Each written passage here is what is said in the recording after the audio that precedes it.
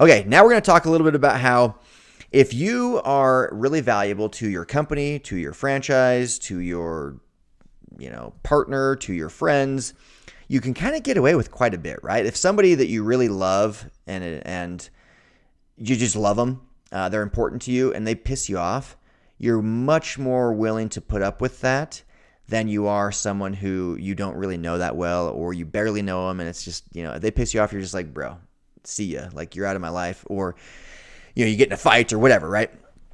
And you see that all the time with family members. That's why family members sometimes treat each other worse than they treat perfect strangers, because you can get away with it.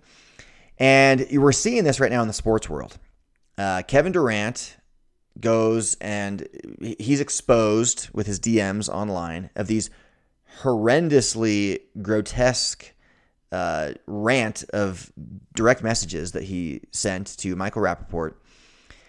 Homophobic slurs, just disgusting, awful, crude language, okay? And he's exposed for it.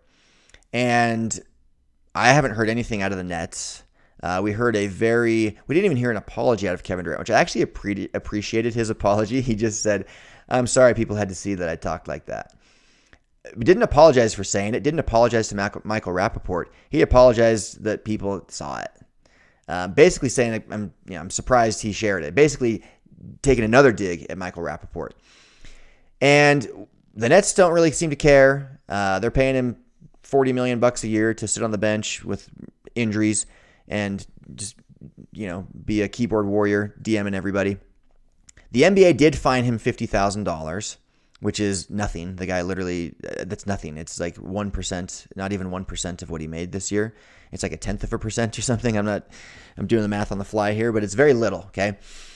And on the flip side, we saw Myles Leonard use a anti-Semitic slur that he claims he didn't even know what it meant, and it was on a Twitch thing, right? But Myles Leonard, he's not super valuable to the Miami Heat. He's not a guy they need. He's not a guy they're not willing to put up with that.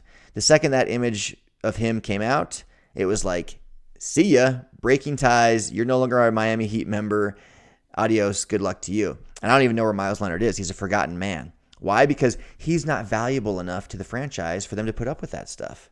That's why I think, and I've talked about this, that's why I think that the middle Ball brother, we've seen LaMelo and Lonzo, Lonzo being the oldest, LaMelo being the youngest, they're really good. And so I think teams are like, we can put up with the dad, right? But Jello, the middle child there, I think he's probably talented enough to be on the end of a bench somewhere in the NBA, but not for the distraction that his dad brings and the headache his dad brings. No thanks, right? He's not valuable enough to put up with that stuff. Kevin Durant is, and Myles Leonard is not. I would dare say that Kevin Durant, both of their things were pretty awful, but Myles Leonard's thing was one word that he immediately emphatically apologized for and claimed he didn't know what it meant and said he was going to be better. Kevin Durant was like several of these, just message after message after message after message, all of which were extremely offensive and awful. In a similar way that Myles Leonard's was. The Nets are fine with it.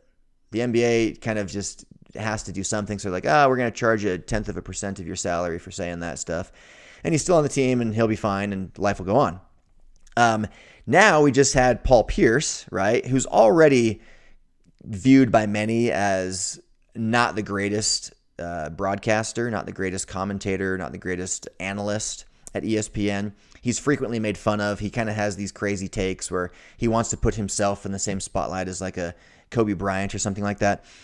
And he goes on Instagram Live, and I remember seeing this. It was on Instagram Live, and he was clearly, under the influence of some sort, alcohol, drugs, I don't know, but it was pretty clear he was under the influence in his eyes, as well as the fact that he was doing the things he was doing.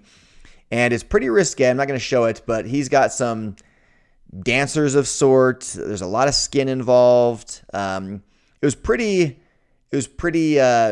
very advanced PG-13. Okay. And, they're drinking and partying and twerking and just doing a lot of stuff. Okay. And I remember thinking he's going to get fired tomorrow. He's getting fired. And sure enough, he got fired. They parted ways, right? AKA he got fired for putting half-naked chicks on his Instagram story and partying and doing whatever he was doing with substances, right? And why? Because he's just not good enough at ESPN for them to put up with it. It's not worth it. They're owned by Disney. Like, this is an image they want nothing to do with. The second it happens, it's like, sorry, bro, you're out.